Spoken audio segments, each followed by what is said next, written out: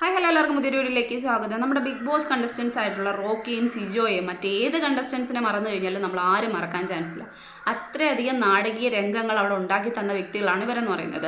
ഇനി ബിഗ് ബോസിൻ്റെ ഹൗസ് എങ്ങനെയാണെന്ന് ചോദിച്ചു കഴിഞ്ഞാൽ നമുക്കറിയാം. അവിടെ 100 ദിവസം പിടിച്ചു നിൽക്കണമെങ്കിൽ വല്ലാത്ത തൊലിക്കെട്ടി വേണം. മാനസിക ഈ പറയുന്ന ക്ഷമ എന്നൊക്കെ പറയുന്നുണ്ടല്ലോ, അതിൻ്റെ ഏറ്റവും വലിയ നിലവാരം വേണം. പിന്നെ ഈ പറയുന്ന കണക്ക് ഒരാളെ ഉപദ്രവിക്കാതിരിക്കുക, അങ്ങനെ പിടിച്ചു നിൽക്കാനുള്ള ആ ഒരു സ്ട്രെങ്ത്, ഇതെല്ലാം നോക്കിയിട്ടാണ് പിന്നെ ഒരു 50% ആൾക്കാരുടെ വോട്ട്, അവരുടെ ഉണ്ടാക്കിയെടുക്കുന്ന ഇഷ്ടം, ഇതെല്ലാം കൂടെ ചേർന്നിട്ടാണ് ഒരു വിന്നറിനെ അനൗൺസ് ചെയ്യുക അല്ലെങ്കിൽ പ്രഡിക്റ്റ് ചെയ്യുക എന്നുള്ളൊരു കാര്യം എന്ന് പറയുന്നത്. അപ്പം ഏതൊരു കണ്ടസ്റ്റൻസിൻ്റെ അവിടേക്ക് വരുന്ന സമയത്ത് ഇഷ്ടം അല്ലെങ്കിൽ അവരുടെ ആഗ്രഹം എന്ന് വെച്ചാൽ 100 ദിവസം പിടിച്ചു നിൽക്കുക, അതിൻ്റെ വിന്നറാവുക. അപ്പം സ്വാഭാവികമായിട്ടും മറ്റുള്ളവരെ പുറത്താക്കുക ഏതെങ്കിലും വിധത്തിലൂടെ, അതിന് എന്ത് കുബുദ്ധി പ്രയോഗിച്ചിട്ടായാലും, പക്ഷേ ഈ പറയുന്ന പുറത്താക്കുക, നമുക്കവിടെ പിടിച്ചു നിൽക്കുക, ഇത് തന്നെയാണ് ഇതിൻ്റെ ഏറ്റവും വലിയ കാര്യം എന്ന് പറയുന്നത്. അപ്പം അതിനുവേണ്ടി പല ആൾക്കാരെയും പല രീതിക്ക് പ്രൊവോക്ക് ചെയ്യാൻ പറ്റും. പക്ഷേ പ്രൊവോക്ക് ചെയ്യുന്നതിന് ഒരു പരിധിയുണ്ട്. ഇനി പ്രൊവോക്ക് ചെയ്യുമ്പം എന്ത് തന്നെ പറഞ്ഞു കഴിഞ്ഞാലും അവരെ ഉപദ്രവിക്കാതിരിക്കുക എന്നുള്ളത് വലിയൊരു കാര്യം തന്നെയാണ്. പിടിച്ചു നിൽക്കുക അല്ലെങ്കിൽ ഒഴിഞ്ഞു മാറുക, ഈ ഒരു കാര്യം മാത്രമേ, 2 ചോയ്സ് മാത്രമേ ആൾക്കാരുടെ മുന്നിലുള്ളൂ.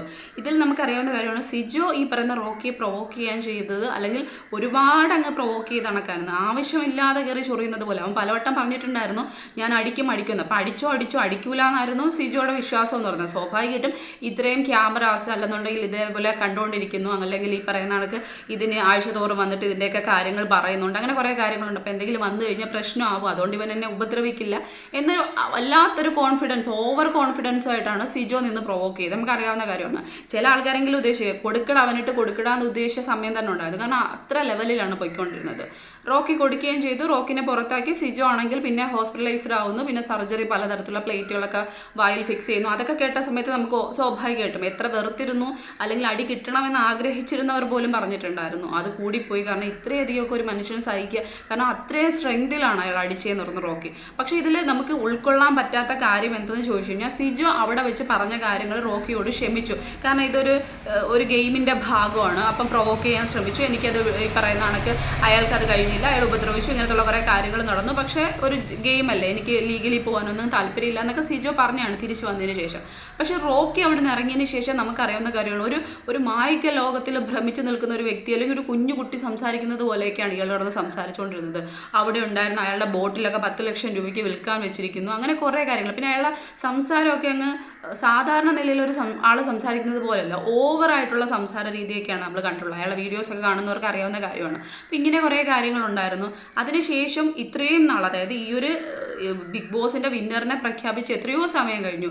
ഇത്രയും സമയം കഴിഞ്ഞതിന് ശേഷം കഴിഞ്ഞ ദിവസം നമുക്ക് അറിയാവുന്ന കാര്യമാണ്, ഉപ്പുമുളകിലെ വ്യക്തി അല്ലെങ്കിൽ അതിലൊരു ആക്ടറായിരുന്നു ഈ പറയുന്ന മുടിയൻ എന്ന് പറയുന്നത്. നമുക്കറിയാവുന്ന കാര്യമാണ്, ഒരു ഡാൻസറാണ്. അപ്പോൾ ഇദ്ദേഹം ബിഗ് ബോസിലെ കണ്ടസ്റ്റൻ്റ് ആയിരുന്നു. ഇനി നമുക്ക് ആക്ട്രസും അല്ലെങ്കിൽ ഈ പറയുന്ന സീരിയൽ സിനിമ ആക്ട്രസ്സാണ് ഈ പറയുന്ന ഐശ്വര്യ ഉണ്ണി എന്ന് പറയുന്നത്. ആ പെൺകുട്ടീനെയാണ് വിവാഹം കഴിച്ചതെന്ന് പറയുന്നത്. അപ്പം രണ്ടുപേരുടെ കല്യാണ ദിവസം ഈ പറയുന്ന ബിഗ് ബോസിലെ ബാക്കി എല്ലാ കണ്ടസ്റ്റൻസിനെയും ഈ പറയുന്ന മുടിയൻ ക്ഷണിച്ചിട്ടുണ്ടായിരുന്നു. അതിന് പ്രകാരം സിജോയും ബാക്കി ഈ പറയുന്ന എല്ലാ ആൾക്കാരും അവിടെ വന്നിട്ടുണ്ടായിരുന്നു. ആ ഒരു വേദിയിൽ വെച്ചിട്ട് സ്റ്റേജിൽ കയറിയിട്ട് മൈക്കിലൂടെ നമ്മുടെ റോക്കി അനൗൺസ് ചെയ്യുവാണ്, സിജോ എടുത്ത് മാപ്പ് ചോദിക്കുക, അങ്ങനെയൊക്കെ. അതിന് മുന്നുള്ള കുറച്ച് സീൻസ് ഉണ്ട്. അതായത് അവിടെ കയറി മാപ്പ് ചോദിക്കുന്നതിന് തൊട്ട് മുന്നേ സിജോ എടുത്ത് സംസാരിക്കാൻ വേണ്ടിയിട്ട് നമ്മുടെ റോക്കി ശ്രമിക്കുന്ന കുറച്ച് വീഡിയോസ് നമുക്ക് കാണാൻ പറ്റും. പക്ഷേ അതിനകത്തൊക്കെ ഈ പറയുന്ന സിജോയുടെ ഒരു രീതി ഉണ്ടല്ലോ, പെരുമാറ്റ രീതി ഉണ്ടല്ലോ, അത് കാണുന്ന സമയത്ത് മനസ്സിലാവും അയാൾക്ക് സംസാരിക്കാൻ ഒരു താല്പര്യമില്ല. അയാൾക്ക് ഇത് മുന്നോട്ട് കൊണ്ടുപോകാനോ അയാളെ നേരിട്ട് കാണാനോ ഒരു രീതിക്കും അയാൾക്ക് താല്പര്യമില്ലാത്ത രീതിക്കുള്ള ബോഡി ലാംഗ്വേജാണ് സിജോ നമുക്ക് മനസ്സിലാവുന്നത്.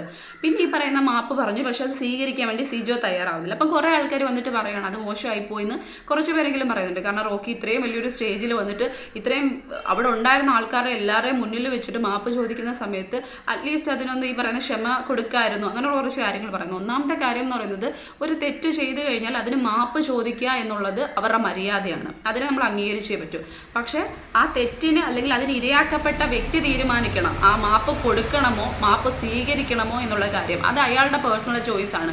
കാരണം അയാൾ ആ സമയത്ത് അയാൾക്കുണ്ടായ ഇൻസൾട്ട് അല്ലെങ്കിൽ അയാൾക്ക് അനുഭവിക്കേണ്ടി വന്ന മാനസിക ശാരീരിക വേദനകൾ, കഷ്ടപ്പാടുകൾ, ഇതിൻ്റെയൊക്കെ മൊത്തത്തിലുള്ളൊരു തുകയാണ് അയാൾ ക്ഷമ കൊടുക്കുക ഇല്ല എന്നുള്ള കാര്യം. അപ്പം അത്രയും അയാൾ അനുഭവിച്ചത് കൊണ്ടായിരിക്കണമല്ലോ സ്വാഭാവികമായിട്ട് ഈ വ്യക്തിയോട് ഇനി ഒരിക്കലും കോംപ്രമൈസിന് പോകാൻ പറ്റില്ല, മിണ്ടാൻ പറ്റില്ല എന്നൊരു തീരുമാനം എടുക്കുന്നത്.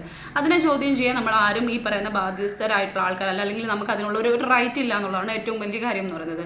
ഇനി മറ്റൊരു കാര്യം എന്ന് പറയുന്നത്, നമുക്ക് റോക്കിയുടെ ഭാഗത്ത് നിന്ന് സിജോയെ കുറേ പേര് കുറ്റം പറയുന്നുണ്ട്. അത് ഞാൻ പറഞ്ഞ കണക്ക് അയാളുടെ തീരുമാനമാണ്, അയാൾ അനുഭവിച്ച വേദനയാണ്, നമ്മൾ ആരും അനുഭവിച്ചതല്ല. ഇനി റോക്കിയുടെ ഭാഗത്ത് നിന്ന് ഇതൊരു നാടകമാണെന്ന് തന്നെയാണ് എനിക്കിടക്കുള്ള ആൾക്കാർക്ക് തോന്നുന്നത്, കുറച്ച് പേർക്കെങ്കിലും. കാരണം അയാൾ മാപ്പ് പറഞ്ഞ രീതി കേട്ടവർക്ക് കൃത്യമായിട്ട് അറിയാം, ഒരു മനസ്സ് നിറഞ്ഞുള്ള മാപ്പ് ചോദിക്കലോ ഒന്നും ആയിരുന്നില്ല. ഇത്രയും പേര് കൂടുന്ന ഒരു സ്റ്റേജിൽ വെച്ചിട്ട് ഞാൻ എന്തോ ചെയ്തു, അതിനുള്ള എന്തോ കാര്യം അങ്ങ് ചെയ്ത് കൂട്ടി എന്നുള്ള നിലയിൽ മാത്രമാണ്. കാരണം ഇയാൾ അത്രയും നല്ലൊരു വ്യക്തിയായിരുന്നുണ്ടെങ്കിൽ ഇതിന് മുന്നേ അയാളുടെ വീഡിയോസ് ഇറങ്ങിയിട്ടുണ്ടായിരുന്നു, അയാൾ സംസാരിക്കുന്ന പല കാര്യങ്ങളും ഇറങ്ങിയിട്ടുള്ളതിലും അയാൾ നോർമലായിട്ടല്ല സംസാരിക്കുന്നത്. അയാൾ മാപ്പ് കൊടുക്കുന്ന രീതിക്ക്, അല്ലെങ്കിൽ മാപ്പ് ചോദിക്കുന്ന രീതിക്കൊന്നും അല്ല സംസാരിക്കുന്നത്. അയാൾ എന്തോ ദാനം കൊടുക്കുന്നത് പോലെയാണ് പലപ്പോഴും, അങ്ങനെ വീണ്ടും വീണ്ടും ഇറിറ്റേറ്റ് ചെയ്യുന്നതൊക്കെ എത്രയോ വീഡിയോസ് അയാൾ ചെയ്തിട്ടുണ്ട്. ഇനി അതിലപ്പുറത്തേക്ക് ഇത്രയും നാളായി ആ മനുഷ്യൻ അവിടെ നിന്ന് ഇറങ്ങിയതിന് ശേഷം. അപ്പോൾ സ്വാഭാവികമായിട്ടും അയാൾ ക്ഷമിക്കുക എന്നതിലപ്പുറത്തേക്ക് അയാളുടെ അമ്മ അച്ഛൻ ക്ഷമിക്കുക എന്നുള്ളൊരു കാര്യം ഏറ്റവും പ്രധാനപ്പെട്ട. കാരണം അവരുടെ കുഞ്ഞാണ് ഇയാളെന്ന് പറയുന്നത്. അപ്പം ഇയാൾക്ക് നൊന്തതിനേക്കാളും കൂടുതൽ വേദന സഹിച്ചത് ഇയാളാണെങ്കിലും ഇയാളെ കഴിയും എത്രയോ ഇരട്ടി വേദനയായിരിക്കും ആ അമ്മ, പ്രസവിച്ച അമ്മ സഹിച്ചതെന്ന് പറയുന്നത്. അപ്പം ആ അമ്മയാണ് സത്യത്തിൽ ഈ പറയുന്ന റോക്കിയോട് ക്ഷമ കൊടുക്കേണ്ടതും ബാക്കി കാര്യങ്ങളും. സിജോ അല്ല സത്യത്തിൽ പറഞ്ഞു കഴിഞ്ഞാൽ. സിജോ ആണെങ്കിൽ അതിനെ കഴിയും കൂടുതൽ ഒരുപക്ഷെ ആ അമ്മയുടെ മനസ്സുരുകുന്ന വേദന എന്ന് പറയുന്നത് അത് തലയ്ക്ക് മുകളിൽ വീഴാനുള്ള ചാൻസ് കൂടുതലാണ്. അപ്പം നേരെ ചിന്തിക്കുന്ന ഒരു വ്യക്തിയാണ്, ദൈവത്തിൽ ഭയങ്കരമായിട്ട് വിശ്വസിക്കുന്ന ഒരു വ്യക്തിയാണ്, ദൈവ പ്രാർത്ഥനയൊക്കെ ഉള്ളൊരു വ്യക്തിയാണെങ്കിൽ അങ്ങനെ തന്നെ ആയിരിക്കും ചിന്തിക്കുന്നത്. അപ്പോൾ സ്വാഭാവികമായിട്ട് അയാൾ അവിടെ ഇറങ്ങുന്ന സമയത്ത് ഇയാൾക്ക് നേരെ ആ വീട്ടിലോട്ട് പോകാം. അല്ലെങ്കിൽ ഇയാൾ ഈ സിജോ പുറത്തിറങ്ങുന്നതിന് മുന്നേ തന്നെ ആ വീട്ടുകാരവിടെ ഉണ്ടായിരുന്നല്ലോ, റോക്കി പുറത്തിറങ്ങിയതാണ്. റോക്കിക്ക് ആ വീട്ടിൽ പോയിട്ട് മര്യാദയ്ക്ക് സംസാരിച്ച് തെറ്റ് പറ്റിപ്പോയതാണ്, എന്നെ ഇങ്ങനെ പ്രൊവോക്ക് ചെയ്തതാണ്, ഇങ്ങനെ കാര്യമായിട്ട് പറഞ്ഞു കഴിഞ്ഞാൽ മനസ്സിലാവുമല്ലോ. ഒന്നേ അവർ സ്വീകരിക്കും, അതല്ലെങ്കിൽ നിരസിക്കും. ഇതിലേതെങ്കിലും ഒന്ന്, ഇത് ഏതായാലും നമ്മൾ അക്സെപ്റ്റ് ചെയ്തേ പറ്റൂ. സത്യത്തെ അക്സെപ്റ്റ് ചെയ്യാതിരിക്കാൻ പറ്റത്തില്ലല്ലോ. അപ്പം ഇതിന് മുന്നേ ചെയ്ത് വെക്കാൻ പറ്റുന്ന ഒരു വ്യക്തിയായിരുന്നു. അറ്റ്ലീസ്റ്റ് സിജോ വന്നതിന് ശേഷമെങ്കിലും ആ വീട്ടിൽ പോയി മാപ്പ് ചോദിക്കും. അപ്പോൾ ആൾക്കാർ കാണുന്നില്ല, ക്യാമറയ്ക്ക് മുന്നിലുള്ള ഒരാളും അറിയുന്നില്ല, അവർ തമ്മിലുള്ള ആ പ്രശ്നം അവിടെ അവസാനിപ്പിക്കുക, ഒത്തുതീർപ്പാക്കായിരുന്നു. ഇത് ക്യാമറകൾ കുറേ കൂടുന്ന, കുറേ വീഡിയോസ് എടുക്കുന്ന കുറേ ആൾക്കാരുടെ മുന്നിൽ കുറേ അധികം വ്ളോഗുകൾ ചെയ്യുന്നുണ്ട് കുറേ ആൾക്കാർ തമ്മിൽ. ഇങ്ങനൊരു വലിയ സ്റ്റേജിൽ വന്നിട്ട് എന്തൊക്കെയോ കാട്ടിക്കൂട്ടുന്നത് പോലെ ഇത്തരത്തിൽ ഇത്രയും നാൾ കഴിഞ്ഞിട്ട് ഒരാൾക്ക് പറയുമ്പം അയാൾക്കത് അക്സെപ്റ്റ് ചെയ്യാൻ കഴിയത്തില്ല. കാരണം ഇത്രയും നാളുകൾക്ക് ശേഷം ആരൊക്കെയോ ഇങ്ങനെ ഉന്തി തള്ളി വിട്ടതിൻ്റെ പേരിൽ മാത്രം മാപ്പ് ചോദിക്കുന്നത് പോലെ ഒരു നാടകീയ രംഗം സൃഷ്ടിച്ചതുപോലെ അയാൾക്കും അത് ഫീൽ ചെയ്യുള്ളൂ, പകുതിയിലധികം ജനങ്ങൾക്ക് ഫീൽ ചെയ്യുള്ളൂ. അപ്പം നമ്മൾ ശ്രദ്ധിക്കേണ്ട കാര്യം എന്ന് പറയുന്നത് നാവ് ശ്രദ്ധിക്കുക, ഒന്നാമത്തെ കാര്യം എന്ന് പറയുന്നത്. രണ്ടാമത്തെ കാര്യം, മറ്റൊരാളെ അമിതമായിട്ട് പ്രൊവോക്ക് ചെയ്യാതിരിക്കുക. ആരെങ്കിലും പ്രൊവോക്ക് ചെയ്താൽ അവിടുന്ന് ഒഴിഞ്ഞു മാറുക, ഇതാണ് ചെയ്യേണ്ടുള്ളത് എന്ന് പറയുന്നത്. കാരണം നമ്മൾ നമ്മുടെ കാര്യക്ഷമതയോ അല്ലെങ്കിൽ കൈകരുത്തോ മറ്റും കാണിക്കാൻ പോകുന്ന സമയത്ത് അവർക്ക് എതിരെ നിൽക്കുന്ന വ്യക്തിക്ക് എന്തെങ്കിലും പറ്റിപ്പോയി കഴിഞ്ഞാൽ അവരുടെ ജീവിതവും ഇല്ലാതായി, നമ്മുടെ ജീവിതം ഇല്ലാതായി, കാലാകാലങ്ങളോളം ജയിലിൽ കിടക്കേണ്ടി വരും, അല്ലെങ്കിൽ ഈ പറയുന്ന നിയമ നടപടികളുമായി നേരിട്ട് മുന്നോട്ട് പോകേണ്ടി വരും. പിന്നെ ഒരിക്കലും ആൾക്കാരുടെ മുന്നിൽ ഈ പറയുന്ന കണക്ക് നമ്മൾ എന്തെങ്കിലും ഒരു ഇമേജ് ഉണ്ടാക്കി വെച്ചിട്ടുണ്ടെങ്കിൽ ആ ഇമേജ് എല്ലാം ഒറ്റയടിക്ക് തകർന്ന് തരിപ്പണമായി പോകുന്ന രീതിക്കുള്ള പ്രവൃത്തിയായിരിക്കും അതെന്ന് പറയുന്നത്. അപ്പോൾ സ്വാഭാവികമായിട്ടും ഇങ്ങനെയുള്ള കുറേ കാര്യങ്ങൾ ചിന്തിക്കേണ്ടതുണ്ട്. ഒന്നാമത്തെ ഈ പറയുന്ന കണക്ക് മൂള എന്ന് പറയുന്നൊരു സംഭവം ഉണ്ടാവേണ്ടതാണ്. കാരണം അവർക്ക് തന്നെ അറിയാവുന്ന കാര്യമാണ്, ഇത്രയും ഈ പറയുന്ന ക്യാമറകൾക്ക് മുന്നിലാണ് നമ്മൾ നിൽക്കുന്നത്. നമ്മുടെ ഈ പറയുന്ന ഹെൽത്ത്, അത് ഈ ശാരീരികമായിട്ടുള്ള കാര്യമല്ല പറയുന്നത്, മാനസികമായിട്ടുള്ള ഹെൽത്തും പ്രധാനപ്പെട്ടതാണ് ഈ പറയുന്ന കണക്ക്. അല്ലെങ്കിൽ മെൻ്റൽ സ്റ്റെബിലിറ്റി എന്ന് പറയുന്നത് ഏറ്റവും പ്രധാനപ്പെട്ടതാണ്. അതിന് എത്രത്തോളം പവർ ഉണ്ടോ ആ പവറിനനുസരിച്ചായിരിക്കും നമുക്ക് ആ വീട്ടിൽ പിടിച്ചു നിൽക്കാൻ പറ്റുന്നത്. സ്വാഭാവികമായിട്ടും സമയം അറിയാൻ പറ്റത്തില്ല, ഒരു വാർത്തകളൊന്നും അറിയാൻ പറ്റത്തില്ല, ആരെയും കാണാൻ പറ്റത്തില്ല, കേൾക്കാൻ പറ്റത്തില്ല, ഇത്രയും പേര് മാത്രം വെളിയിലോട്ട് ഇറങ്ങാൻ പറ്റത്തില്ല. അപ്പം അങ്ങനെ ഒരു സ്ഥലത്ത് എത്തുന്ന സമയത്ത് ഒരുപക്ഷെ ചില ആൾക്കാരെങ്കിലും ഒരു ഡിപ്രഷൻ മൂഡിലേക്ക് പോകും സ്വാഭാവികമായിട്ടും. കാരണം ചില ആൾക്കാർ ഈ പറയുന്ന അവനവനിലേക്ക് തിരിഞ്ഞ് മാത്രം ജീവിക്കുന്ന ആൾക്കാരായിരിക്കും. അതായത് ഈ ഒതുങ്ങി ജീവിക്കുക എന്ന് പറയുമല്ലോ, മറ്റൊരാളിലേക്ക് പോവാതെ. അപ്പം അങ്ങനെയുള്ളവർക്കൊന്നും അവിടെ പിടിച്ചു നിൽക്കാൻ പറ്റത്തില്ല. ഭയങ്കരമായിട്ട് ചൂടുള്ള ആൾക്കാർക്ക്, അതായത് ദേഷ്യമുള്ളവർക്ക് ഈ ടെമ്പർ എന്ന് പറയുന്ന സംഭവം ഉണ്ടല്ലോ, അത് കൂടിപ്പോയ ആൾക്കാരാണെന്നുണ്ടെങ്കിൽ അവർക്ക് ഒട്ടും പറ്റത്തില്ല. അപ്പം അങ്ങനെയുള്ള ആൾക്കാർ ഈ ഒരു ആൾക്കാരുടെ രീതിയെങ്കിലും വെച്ച് നോക്കിക്കൊണ്ട് ഇനിയും ബിഗ് ബോസ് ഉണ്ടാവുകയാണെന്നുണ്ടെങ്കിൽ മനസ്സിലാക്കേണ്ട കാര്യം, നമ്മൾ വെളിയിൽ എന്തെങ്കിലുമൊക്കെ ഇമേജ് ഉണ്ടാക്കിയിട്ടുണ്ടെന്നുണ്ടെങ്കിൽ നമുക്ക് ആ മെൻ്റൽ സ്ട്രെങ്ത് ഇല്ലെന്നുണ്ടെങ്കിൽ അവിടെ പോയി കഴിഞ്ഞാൽ നമുക്ക് നെഗറ്റീവായിട്ട് മാത്രമേ തിരിച്ചു വരാൻ പറ്റൂ. കാരണം ബിഗ് ബോസ് കണ്ടസ്റ്റൻസ് ആയിട്ട് പോയവരിൽ 99% ആൾക്കാരും നെഗറ്റീവ് അടിച്ച് മാത്രമേ വെളിയിലോട്ട് വന്നിട്ടുള്ളൂ. പോസിറ്റീവായിട്ട് തിരിച്ചു വന്ന ആൾക്കാർ ചുരുക്കം മാത്രമേ ഉള്ളൂ.